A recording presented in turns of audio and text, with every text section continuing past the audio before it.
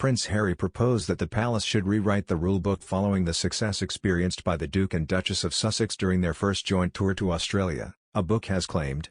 The Duke and Duchess of Sussex's first tour abroad as a married couple was a stellar success.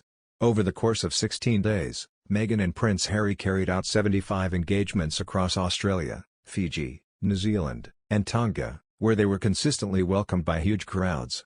Now investigative journalist Tom Bower has claimed in his upcoming book Revenge, Meghan, Harry and the War Between the Windsors, the Duke and Duchess of Sussex convinced themselves during their royal tour in Oceania that Prince William was jealous of their success.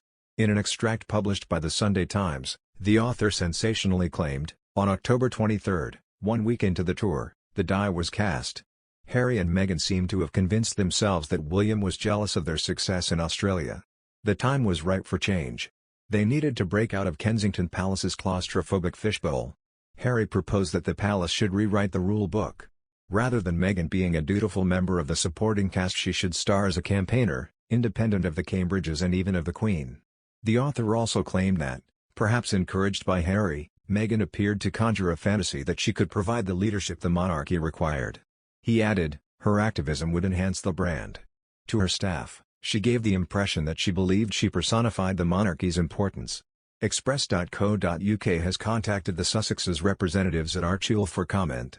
Meghan and Prince Harry themselves touched upon their visit to Australia during their bombshell interview with Oprah Winfrey, broadcast in March last year. Asked by the TV presenter whether he thought Meghan had been well received in the beginning by his family, Harry said, "Yes. Far better than I expected. But, you know, my grandmother has been amazing throughout. You know, my father, my brother, Kate and all the rest of the family, they were really welcoming. But it really changed after the Australia tour, after our South Pacific tour." He continued, "But it was also the first time that the family got to see how incredible she is at the job. And that brought back memories." Ms. Winfrey asked Harry whether he referred to the memories of Prince Charles and Princess Diana's Australian tour in the early 1980s, which clearly showed the Princess of Wales's popularity and, it was later reported, may have sparked the jealousy of the overshadowed Prince of Wales. Harry also said his brother and father were trapped by the institution of monarchy, and that feels really let down by his father Charles. Speaking today, Mr. Larcombe said, "It's very clear to those that know William that the rift with his brother is not something that he can just forget about. It's very much, as you can imagine, a constant strain. It is for Harry as well, they're both as stubborn as mules." He added, "Everything else seems to be going right for William at this time, he's riding the crest of a wave in most aspects of his life, but sadly he has the absence of Prince Harry, his brother, in his life."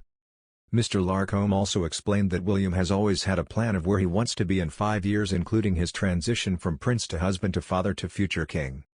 He's basically ticked all of those boxes that he set out to tick when he was graduating from university, but the one thing not going right for him is something that is deeply upsetting. Harry, who now lives in a $14 million mansion in Montecito with his wife and their children Archie and Lilibet, recently announced he has been secretly working on a bombshell book for nearly a year. The royal brothers reunited last summer for the unveiling of a statue of their late mother Princess Diana to mark what would have been her 60th birthday. The pair, who previously were last seen publicly together at their grandfather Prince Philip's funeral in April, may have healed their rift with their aunt Sarah Ferguson, 61.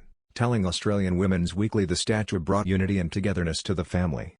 In July, William and Harry reunited with their aunts Lady Sarah McCorquodale, 66, Lady Jane Fellows, 64, and their uncle Charles, Earl Spencer, 57, for an intimate ceremony at Kensington Palace for the highly anticipated statue unveiling.